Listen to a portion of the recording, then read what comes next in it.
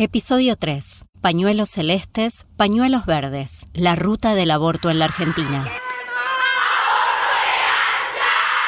Pasaron 3 años desde que los pañuelos verdes volaron por el cielo del Congreso. Mientras Francia festeja la incorporación del aborto a la Constitución, Estados Unidos anula la sentencia Roe, dejando a mujeres y niñas de 14 estados en un desierto sanitario de atención. Sabiendo que la ley parte las aguas entre los que están a favor y los que no, en Diarios de Bioética nos propusimos investigar el tema. Con el aporte de algunos profesionales, exploramos el recorrido que hace una mujer en la Argentina cuando quiere abortar y cuando decide no hacerlo. Esto es Diarios de Bioética, un podcast del Distrito Quinto del Colegio de Médicos de la Provincia de Buenos Aires. Episodio 3. Pañuelos celestes, pañuelos verdes. La ruta del aborto en la Argentina.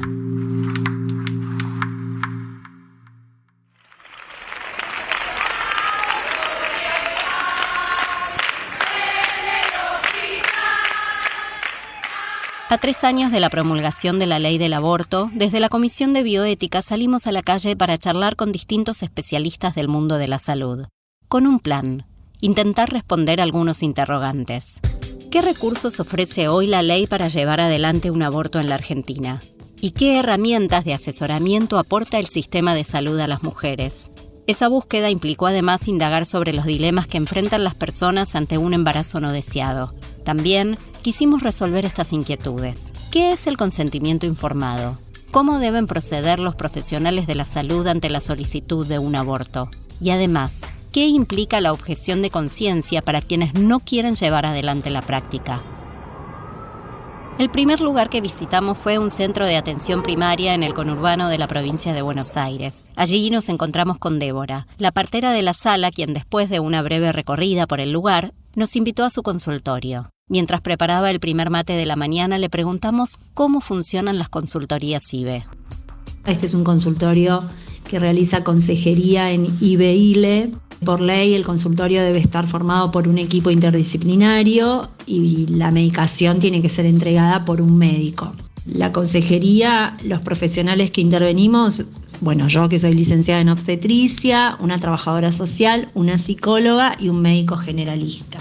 Cuando llega la paciente, nos presentamos, los que estemos formando parte ese día en la consulta, y le preguntamos qué es lo que la trajo a esta consejería y esperamos que la historia aparezca. Generalmente en esa primera entrevista se les pide estudios, ecografía, laboratorio, se calcula la edad gestacional por fecha de la última menstruación. Si es menor a 12 semanas 6, el procedimiento se puede realizar ambulatorio, y si es mayor se hace un informe de derivación al segundo nivel de atención, el hospital. Mientras Débora atiende a la primera paciente junto a la trabajadora social, Nati, la psicóloga del lugar, nos cuenta las estadísticas del consultorio y sobre los motivos que llevan a las mujeres a abortar. Desde mayo del 2023 en la consejería recibieron 91 consultas de personas gestantes. Las edades varían desde los 15 a los 49 años. El mayor porcentaje está entre los 20 y los 34 años. Entre los motivos que llevan a las mujeres a tomar esta decisión se encuentran los embarazos no deseados, las relaciones con parejas informales, la falla en los métodos anticonceptivos, el desempleo, la pobreza,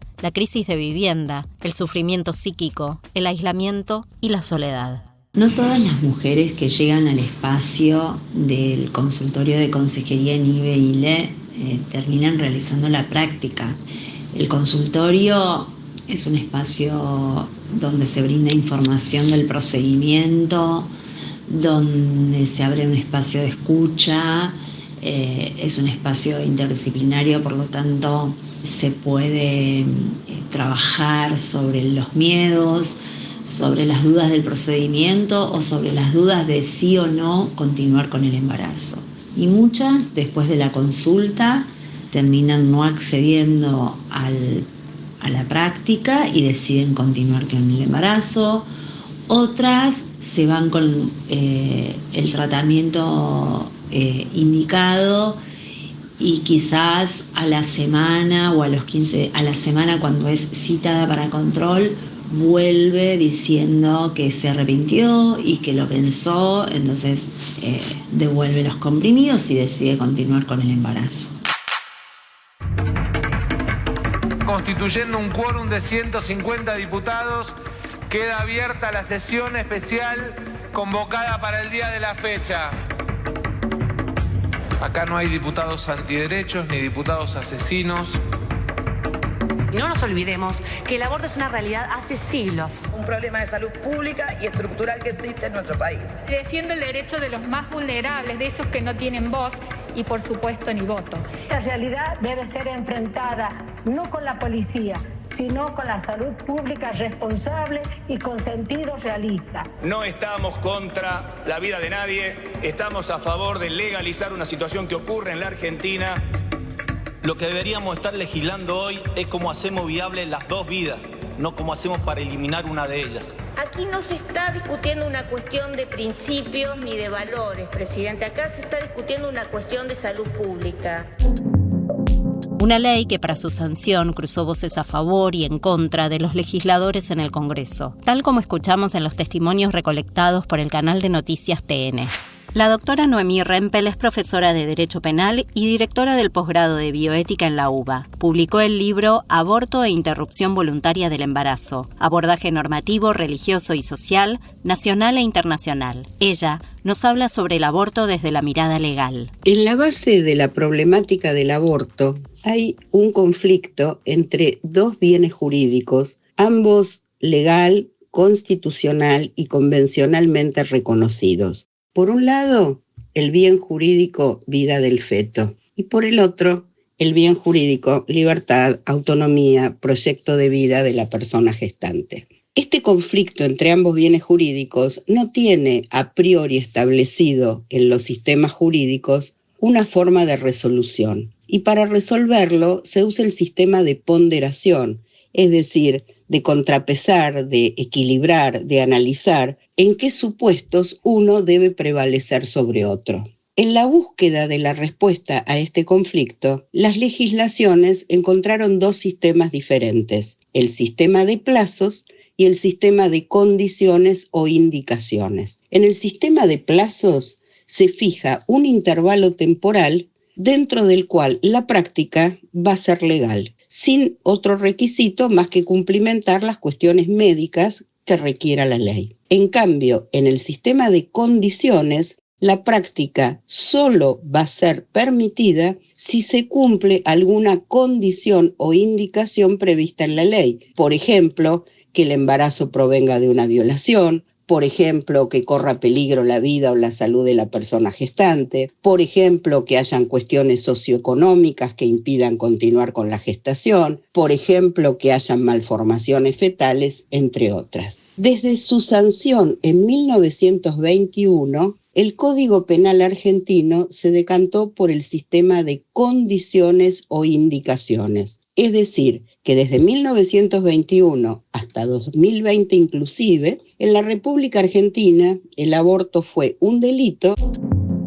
Cuando decimos que el aborto es un delito de clases, decimos que solo se hacía visible en una clase, la que no contaba con recursos, porque el aborto era ilegal y clandestino, y tenía un costo que no todas podían absorber.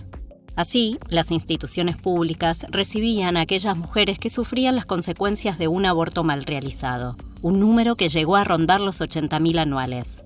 Esto, unido al desarrollo de los derechos orientados en particular a la libertad, autonomía y proyecto de vida de las mujeres, generó un movimiento fuerte para la legalización. El gran cambio que va a producir la ley 27.610 es que va a incorporar por primera vez al sistema normativo argentino el sistema de plazos. Es decir, que a partir del diciembre del 2020, en la República Argentina van a coexistir la interrupción voluntaria de la gestación, la interrupción legal de la gestación y los abortos punibles. La ley ha fijado un plazo de 14 semanas inclusive, dentro del cual la práctica es legal a sola petición de la persona gestante.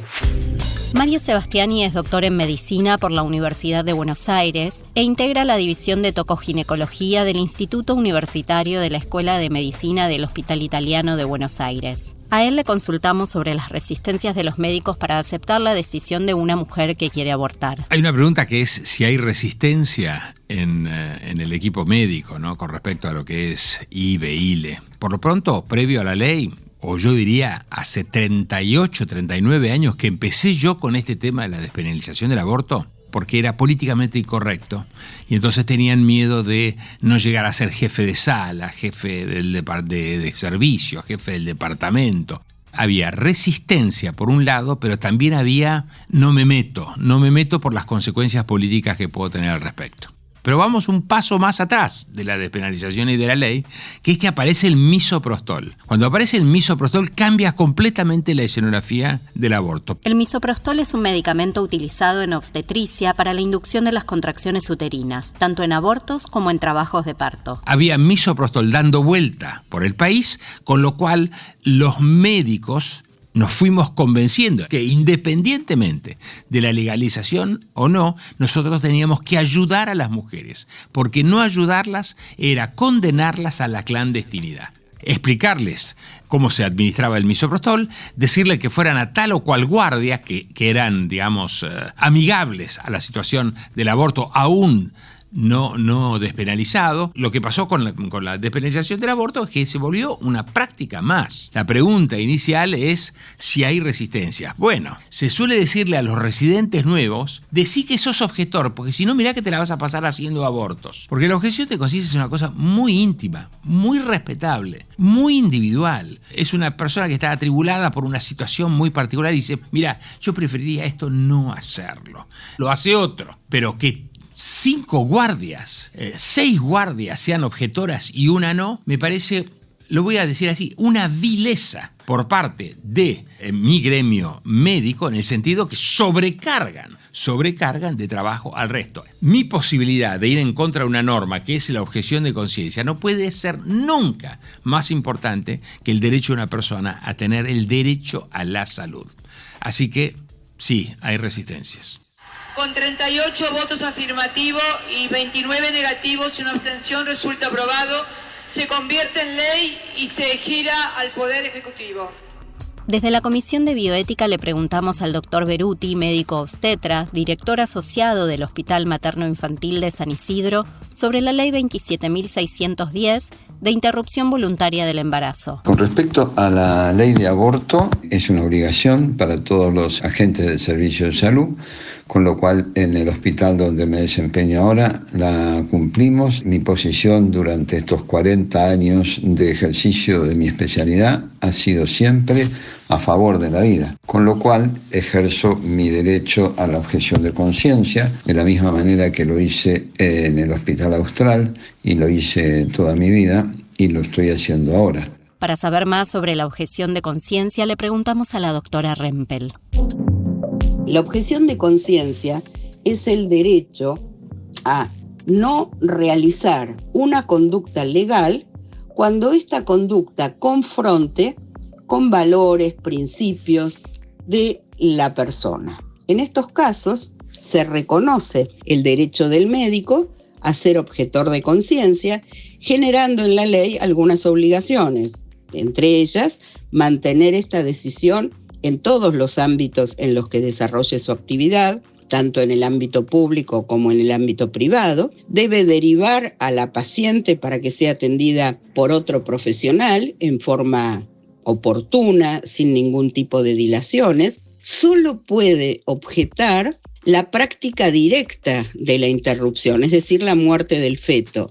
No puede objetar, en cambio, otros derechos previstos en la ley, como por ejemplo, prestar la atención post-aborto. La objeción de conciencia es un atributo de las personas, es decir, no existe la objeción de conciencia institucional.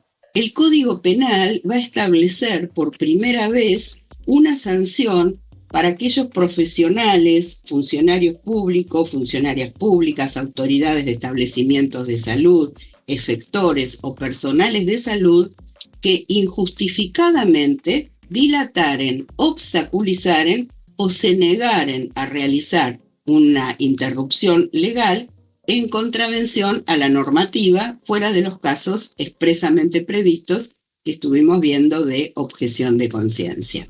La gente cree que penalizando el aborto se va a resolver el tema del aborto. O sea, como que si el aborto se resuelve con patrullero, se resuelve con justicia, con juez. No. El aborto, para que no haya aborto, hace falta dos cosas que son fundamentales y que una la tenemos con muletas, que es la educación sexual integral. Y la segunda, no la tenemos con muletas, anda espectacularmente bien, que es la anticoncepción universal. O sea, en este momento, yo diría, la Argentina en el concierto de América Latina realmente está en una situación de privilegio total. ¿Por qué de privilegio? Porque cualquier mujer puede acceder al mejor método anticonceptivo. ¿El aborto qué hace? El aborto le quita peligrosidad, le quita clandestinidad, le da asesoramiento, le da anticoncepción post-aborto, porque es muy importante que antes que te vayas, que vos no vuelvas a tener una repitencia, que no vayas a repetir el episodio. En el artículo 5, en el punto E, creo que es, cuando dice que a la paciente se le debe hablar en un lenguaje claro, veraz, que lo entienda. Nosotros hacemos eso. Entonces queremos explicarle además como dice la ley, ¿no?, los alcances del procedimiento y sus consecuencias. Y entonces nos detenemos para contarle un poco. Nosotros entendemos que una mujer que va a solicitar un aborto está en una situación vulnerable.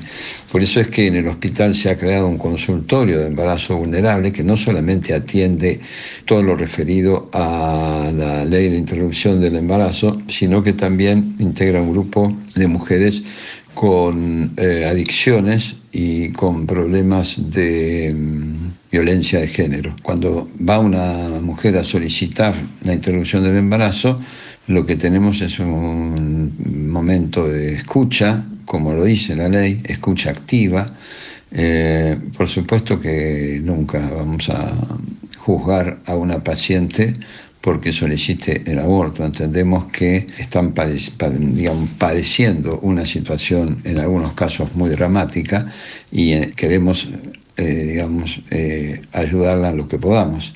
Pero en lo personal, si bien yo cumplo con la ley, obviamente al ser objetor de conciencia, nunca podría hacer un aborto. Las pacientes que van al hospital, después de este periodo de escucha, les hacemos una ecografía para evaluar o descartar un embarazo ectópico, sobre todo, y la localización placentaria para determinar la edad gestacional. Y después de eso, las pacientes que están decididas a la interrupción del embarazo, se les hace firmar el consentimiento informado y van a los médicos o a las médicas que no son objetores de conciencia, que en el hospital son 2 médicas de todos los médicos obstetras que hay, que son las que realizan la interrupción del embarazo con medicamentos.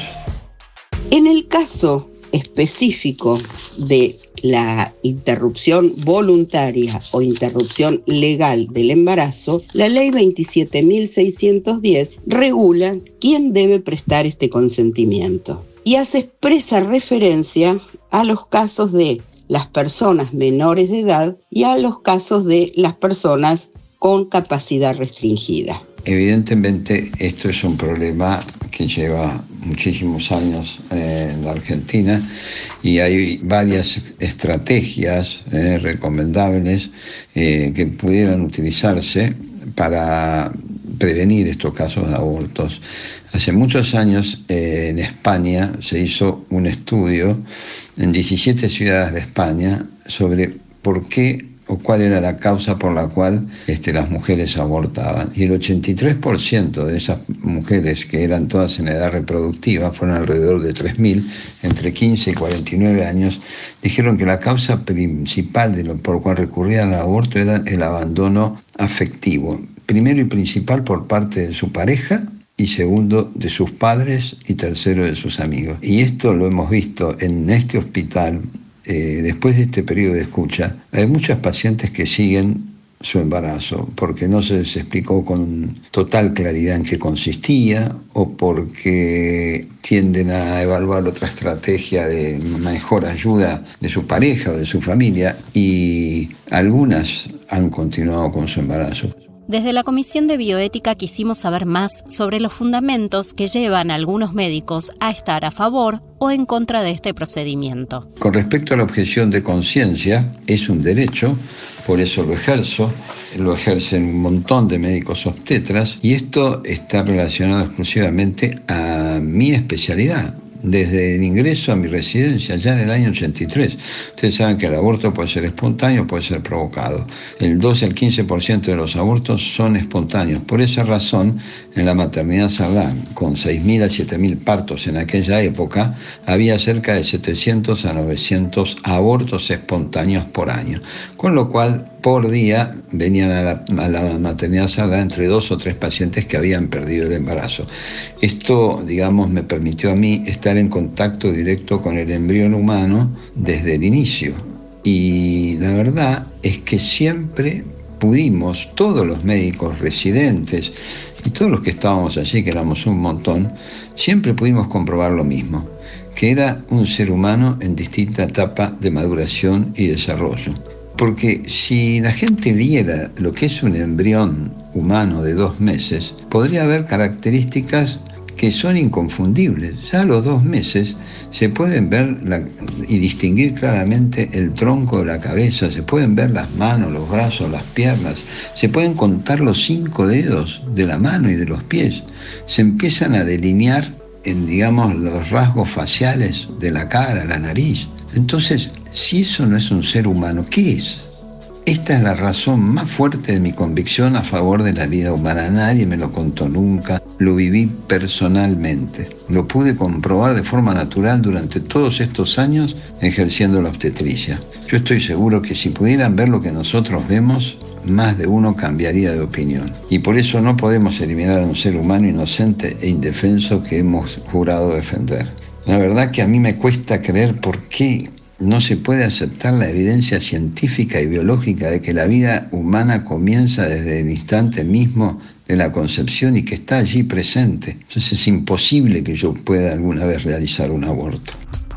Entonces, ¿estatuto del embrión es importante? Sí, pero el problema no era cuándo comienza la vida. El problema es, o yo mando a las mujeres a la clandestinidad, o yo a las mujeres las ayudo a, resolver esta situación. ¿Qué hizo la ley? Resolvió la situación. Dijo, respetamos a los embriones, pero el tema es, o las mando a la clandestinidad y entonces tengo un problema de salud pública, tengo un problema de salud de la mujer, tengo un problema de la vida de la mujer, y terminamos en esta evolución que hemos tenido, terminamos hablando de la dignidad de la mujer. ¿Y cuál es la dignidad de la mujer? Yo diría que la ley del aborto está siempre en peligro. El 30 de diciembre de 2020 se sancionó la ley que legalizó el aborto. La norma estableció el derecho de las personas embarazadas a interrumpir ese proceso hasta las 14 semanas de gestación y también reconoce el derecho de la interrupción legal del embarazo en los casos de violación, peligro de la vida o de la salud de la persona gestante. De acuerdo a la información del Ministerio de Salud aportada a la ONG Chequeado, desde enero a septiembre de 2023 se registraron casi 70.000 interrupciones voluntarias y legales del embarazo en el sector público. Si se considera la cantidad de mujeres en edad fértil por jurisdicción, el mayor número de abortos entre 2021 y septiembre de 2023 se registró en la Ciudad Autónoma de Buenos Aires y el menor en la provincia de Chaco. Las muertes maternas por aborto disminuyeron entre 2020 y 2021 y también se registró un descenso en la tasa de fecundidad adolescente. Diarios de Bioética es un podcast de la Comisión de Bioética del Colegio de Médicos del Distrito Quinto de la provincia de Buenos Aires. Para este episodio agradecemos la colaboración de la doctora en Derecho Noemí Rempel, el doctor en Medicina Mario Sebastiani, matrícula nacional 49.800, y el médico obstetra Ernesto Beruti, matrícula nacional 64.705. De la licenciada en Psicología Natalia Bidondo, matrícula provincial 99.174, y de la licenciada en Obstetricia Débora Ciamana, matrícula provincial 51.140. De Mercedes Krause y Daniela Uberman de Proyecto Mirar. Este podcast fue editado en octubre de 2024 en Buenos Aires. Idea general y guión, doctora Romina Rísolo. Locución, Verónica Miramontes. Producción, Constanza Cavaquian. Diseño gráfico, María Elisa Garay. Redes sociales, Mariana Lorenzo. Postproducción, Moncast.